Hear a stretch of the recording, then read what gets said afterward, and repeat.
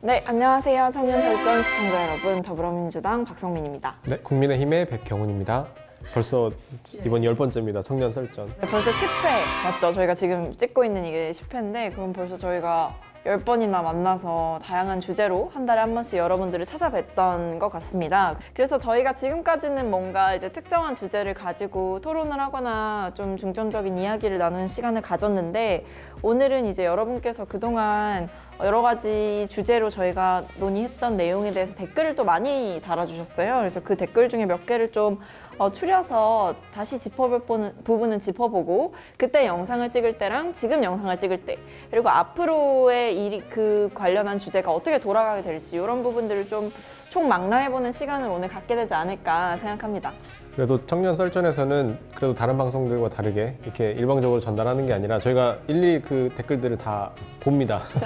다 스크리닝하고 다 네, 보고 또 경청하고 대댓글을 못 남겨서 그렇지 다 네, 봤습니다. 다 보고 뭐 한편으로는 상처도 있고 또 한편으로는 또 뭐 말씀해주신 것도 잘 귀담아 들어서 또 이제 그 실제 이 여의도에 또 전달할 수 있는 그런 뭐 역할들을 또 해왔습니다. 저는 그 인상 깊게 봤던 댓글 중에 이런 내용이 있었습니다. 그 국가가 청년의 삶을 책임지는 데 집중할지 아닐지는 개인별로 편차가 있고 그리고 청년 일자리 창출을 위해서 국가가 직접 나서는 데에서 조금 자기는 동의하기 어려운 부분이 있다 이런 댓글, 이런 취지의 댓글이 좀 있었습니다. 근데 저는 이게 사실은 뭐 어떻게 보면 저희 당, 정부 여당에서 내세우는 의견과는 조금 다른 측면이 있지만 충분히 남겨주실 수 있는 댓글이라는 생각을 좀 했습니다. 근데 저도 뭔가 이 정치권에 들어오기 전에는 한 명의 청년으로서 정부가 일자리 정책을 직접적으로 손대고 일자리를 만드는 것이 과연 옳은 일일까 혹은 그게 진짜 실효성이 있는 일일까라는 고민을 했던 기억이 딱 나더라고요. 그렇다면 정부나 이제 정당이 특히 여당이 이런 부분에 손을 놓고 있을 수 있는가라고 봤을 때 절대 아니더라고요. 그래서 이거는 책임감을 가지고 임해야 되는 그런 부문 중에 하나였다라는 생각이 좀 들어서 그때 제가 생각했던 부분 그리고 댓글을 남겨주신 우리 시청자분께서 생각하시는 그 시선 그리고 여당에 몸담은 정치인으로서의 고민 이런 것들이 되게 맞물려서 많은 생각을 좀 하게 됐던 것 같습니다. 실업난에 대한 이야기는 뭐 한두 해의 이야기가 아닌 것 같아요. 근데 이제 댓글 달아주신 분들도 보면 또 이제 한 40대, 50대, 60대, 뭐 삼촌 아니면 뭐 저희 부모님 세대 분들도 많이 달아주시긴 했는데 그래도 이제 인상 깊었던 게 일자리 문제가 물론 청년들도 힘들고 우리 뭐 자식들도 참 힘들지만 나도 힘들다. 그러니까 중년층도 참 힘들다라는 이야기를 또 해주셨어요. 그런 거 보면서 진짜 이 일자리 문제가 뭐 누구 하나만의 문제 또 먼 세대만의 문제가 아니구나라는 거를 또 알 수 있었습니다. 네, 오늘 저희가 촬영을 하고 있는 지금 국회에서 전쟁이 벌어지고 있습니다.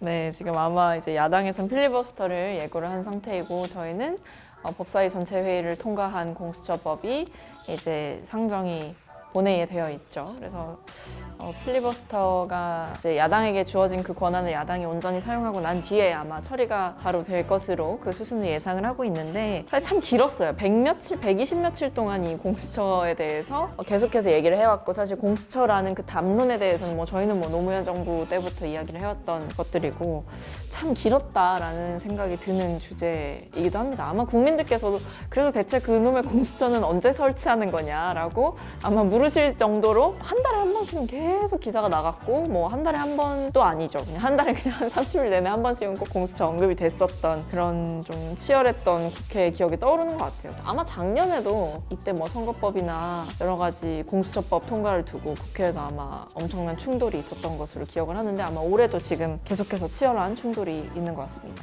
이 공수처와 검찰개혁 얘기가 말씀하신 것처럼 굉장히 지지부진하게 맞죠. 굉장히 많은 진통도 있었고 진통이 근데 컸죠. 네, 사실은. 이 거의 이제 지금 민주당의 강력한 드라이브로 거의 이제 마침표를 찍는 시점에 와 있는데 그런 시점에서 봤을 때 저는 다시 되물어보고 싶어요. 대체 검찰개혁이 뭐냐. 저는 이 검찰개혁이라는 게 윤석열 총장을 내려앉히면 검찰개혁이 되는 거냐. 뭐 추미애 장관이 하자는 대로 하면 이게 검찰개혁인 거냐. 이게 대체 검찰개혁이 이제는 뭔지를 모르겠더라고요. 너무 이게 오염이 되고 대체 처음에는 모르겠어요. 이제 뭐 노무현 전 대통령께서 어떤 선의로 이런 검찰개혁을 이야기하셨는지는 모르겠지만 지금의 이 현재 우리 문재인 정부의 검찰개혁은 굉장히 많이 오염이 되고 굉장히 대체 이제 이 검찰개혁이라는 게 대체 뭔지도 모르는 이런 상황까지도 오게 된 것이 아닌가 생각을 합니다. 지금 댓글에 좀 아픈 댓글들이 좀 많았습니다. 제 마음이 아팠던 부적절한 소유의 투기를 막으려 했지만 오히려 지금 비정상화되는 것 같다. 아니면 불안감이 더욱 높아지기만 한다. 이런 되게 답답함을 호소하시는 댓글들이 굉장히 많았고 저는 이런 부분들에 대해서 좀 송구스럽다는 말씀을 좀 드리면서도 저희가 지금까지 이제 추진을 해왔던 정책의 골자는 아마 이 영상에서 굉장히 많이 설명을 드렸던 것 같습니다. 근데 이번에 국토교통부 장관이 새롭게 좀 내정이 되셨고 아마 청문회 과정을 거쳐서 이제 임명이 되실 텐데 아직 절차는 남았지만 이제 이분은 공급하는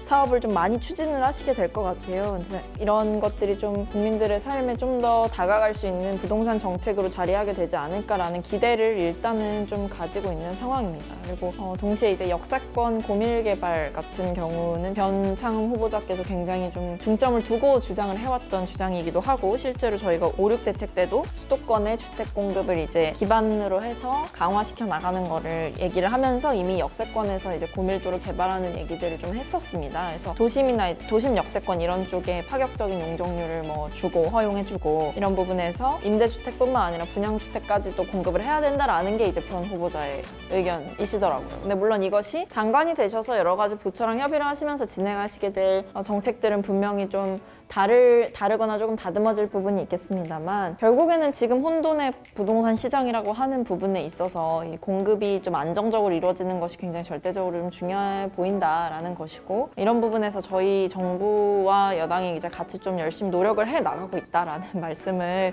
좀 드리고 싶습니다. 벌써 김현미 장관 시절이 더 나았을 거란 얘기가 나오고 있습니다. 이게 새로 이제 장관 후보자로 추천된 변창흠 이제 추천인을 보면 그러니까 그분이 했던 말 중에 아까 공급 얘기도 하셨지만 공급 얘기를 하면서 이런 얘기도 하셨어요. 그러니까 예를 들어 민주화 운동을 했던 인사들을 그들에게 이제 예를 들어 그들을 위한 공공주택을 지어서 예를 들어 그런 무슨 테마 단지 같은 걸 만들자.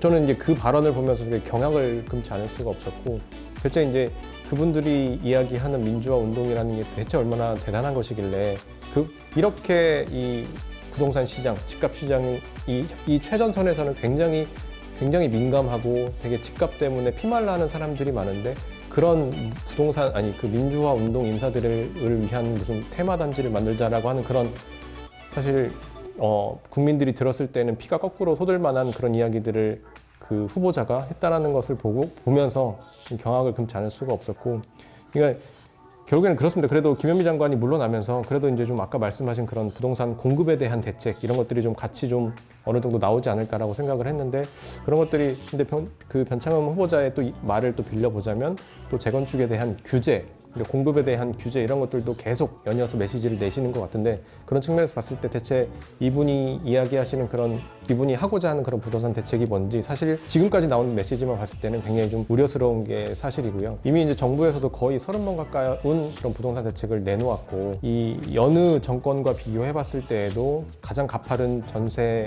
전세값 인상과 이제 부동산값 집값 인상, 수도권의 집값 인상 이 현 상황을 저는 다시 한번 좀 진단을 하고 이 방향 전환을 분명히 할 필요가 있다고 생각을 하는데 여전히 좀 이 새로운 장관 후보자의 이 면면을 봤을 때 굉장히 좀 우려스러운 면이 있고 지금은 한 30번 가까이의 정책이 나왔지만은 이게 300번의 정책이 나와도 저는 도저히 이건 해결할 수 없는 상황이 계속될 거라고 봅니다. 벌써 이제 2020년이 끝나갑니다. 그래서 올 한 해 사실 어떤 해보다도 많은 분들께서 우울해하시고 힘들어하시고 막 힘이 많이 빠졌던 한 해이기도 했는데 그럼에도 그 삶은 계속된다라는 방탄소년단의 노래를 들으며 요즘 위로를 많이 받고 있습니다. 근데 아마 여러분들께서도 그런 위로가 필요한 시점이 아닐까라는 생각이 들고 좀 힘든 일상 속에서도 무엇보다 몸 건강, 마음 건강 잘 챙기시고 그래도 주변 분들과 느슨하지만 끈끈하게 연대하시면서 이 힘든 시간 잘 헤쳐나가실 수 있기를 진심으로 기원하겠습니다. 네, 2020년이 우리 세대와 이 세상의 많은 것들을 변화시킨 변곡점이 되는 이 해였던 것 같습니다. 우리가 이미 피부로 그렇게 느끼고 있는 것 같고요. 이 뭔가 180도 달라진 그런 세상의 변화가 또 있을 거라고 생각을 합니다. 그러면 그 변화된 세상에 맞게 또 우리는 또 살아가는 방법들을 또 찾아서 나가야 되지 않을까 생각을 하고요. 그 가운데 이제 여야의 그런 또 위치에서 각자 역할을 그러니까 더 하려고 하지 말고 딱 그 여야의 역할, 민주당과 또 국민의힘의 역할, 그 사명에 맞게 역할을 하는 것이 우리의 역할이지 않을까 생각을 해보고요.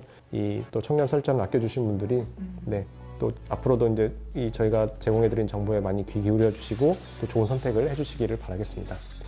네, 그럼 지금까지 더불어민주당 박성민이었습니다. 네, 국민의힘의 백형훈이었습니다. 네, 감사합니다. 감사합니다.